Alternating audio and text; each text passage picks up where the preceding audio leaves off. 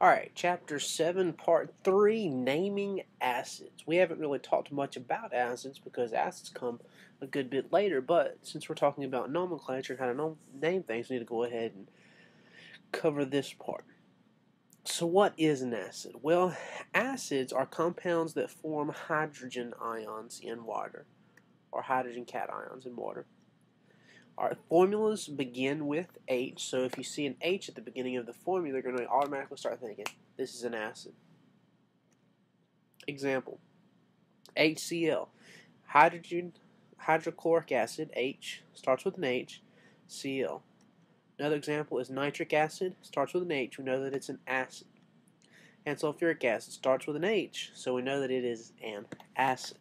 So how do we determine what's hydrochloric, what do we get hydro, what gets ic, and what gets ics and acids? Well, good question. Alright, if the anion or the negative part ends in IDE, you start with hydro, you put your stem, ic, acid. The HCl, hydrogen chloride. The chloride ends in IDE, so we end up with hydrochloric acid. ATE, if the polyatomic ion ends in ATE, we put the stem, ic, acid. And if the polyatomic ion ends in ITE, we get the stem, OUS, acid. What does this mean? Okay. Well, here's a little flowchart to kind of help you organize it. This is what I like to have. I like to have mental pictures. When we identify something as an acid, it must start with an H. If it has two elements, it has a hydro prefix ic, acid.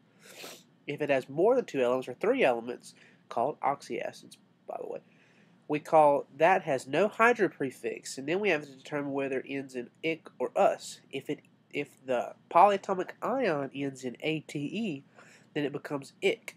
If the polyatomic ion ends in ITE, then it becomes us. So let's practice. Hydrogen bromide. Okay, starts with an H, so it's an acid. Bromide, B-R-O-M-I-D-E. IDE tells us that it's going to be hydrobromic acid. Okay? Alright, the next one. H2CO3. Alright, it starts with an H, so we know that it's an acid. It has three elements, and carbon 8 ends in ATE. So we know that the ending is going to be IC, carbonic acid. Alright, and the last one. Hydrogen starts with an H, so we know that it's going to be an acid.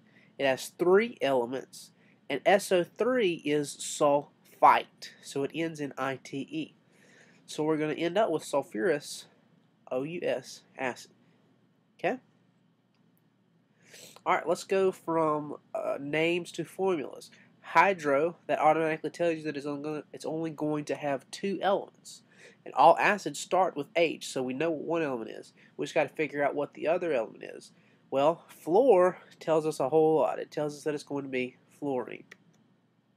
Okay, sulfuric. All right, no hydro, so that tells us that we're going to have three elements.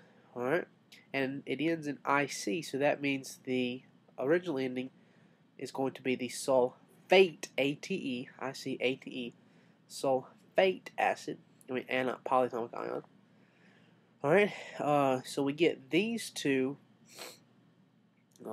ions. Remember, our charges must balance. So you get sulfate off of the back of the pink periodic table. We know that it has a -2 charge. Hydrogen has a +1 charge from group 1. We have to cross these two. So we end up with H2SO4.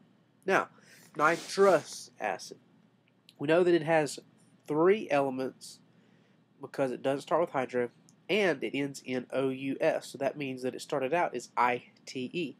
So nitrite, we look at the back of the periodic table, we know we'll start with H, and we look for the nitrite ion, which is NO2. It has a -1 charge, alright, so we cross these charges to balance the charges, and we end up with HNO2. And that wraps up Chapter 7, Nomenclature.